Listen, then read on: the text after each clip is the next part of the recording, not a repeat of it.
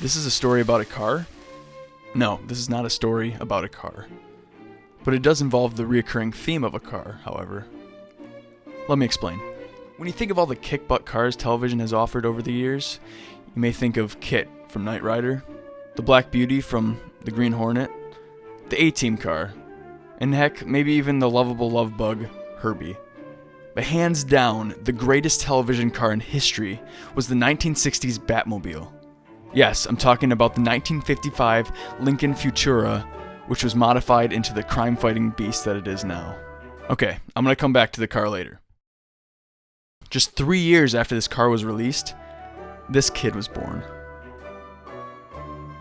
Joel Keith Harrington.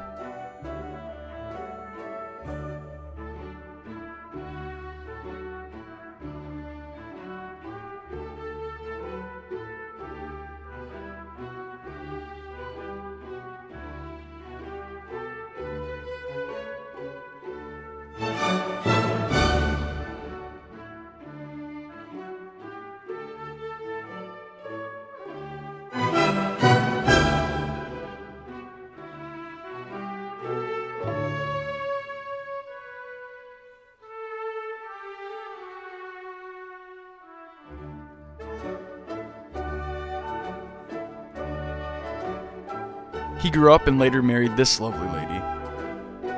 Killer hair, Mom. They had their first kid on New Year's Day. Her name was Lisa. Then they had Tyler, then Luke, then Lindsay, then Kyle.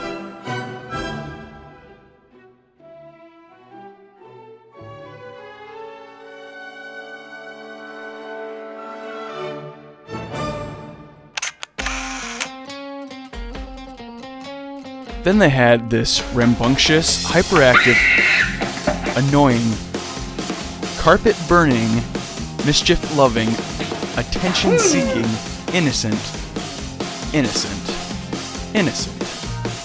Well, me. Connor Dean Harrington.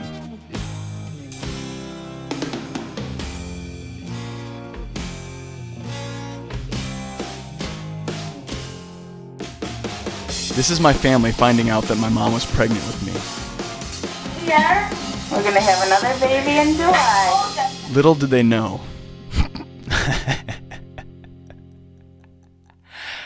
Okay, back to the story. My dad loved cars. He collected them and specialized in painting them on walls.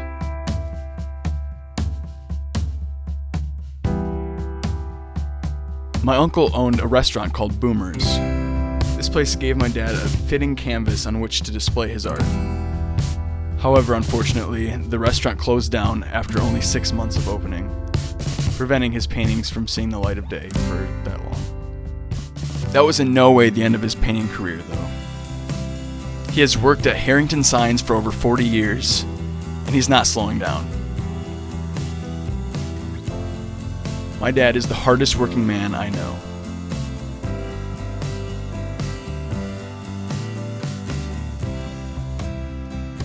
He was even recognized for his work in Calvary's school yearbook.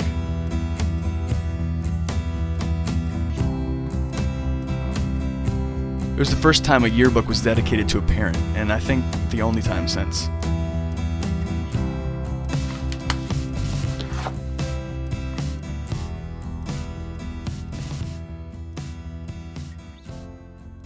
My dad's favorite movie is undoubtedly a little film called Duel.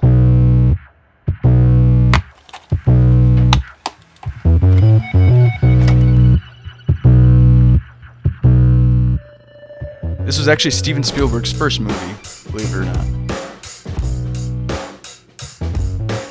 I'm not entirely sure why it's his favorite movie, but I think it might have something to do with the fact that my dad looks very similar to the lead actor, Dennis Weaver. I mean, come on.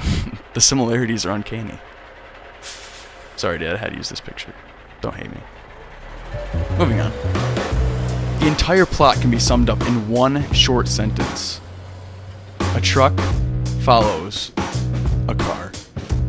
I'm not joking. That's pretty much the entire plot. But I admire him for his simple taste. He's really hoping for a sequel. Don't hold your breath, Dad. But there it is again. The theme of a car.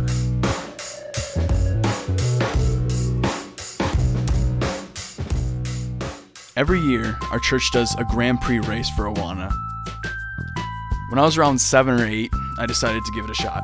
So my dad and I, well, mainly my dad, took this uninteresting block of wood and gave it form. What kind of car were we making, you might ask? Well, none other than the 1960s Batmobile, like the one I talked about earlier in this video. He sanded the edges and cut grooves out of it to make it perfect.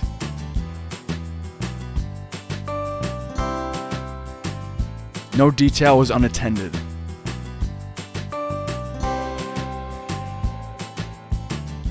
However, the process was cut short after overlooking a key rule. The car was too long.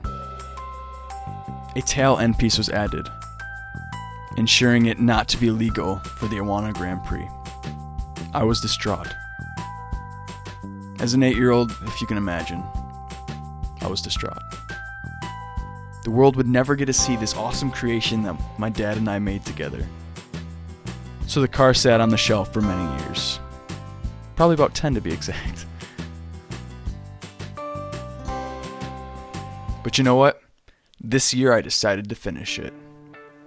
So I slapped on some wheels and gave it a mediocre paint job. I know it's not perfect, but at least it's finished. The world can now see the finished product of that cool thing my dad and I made together.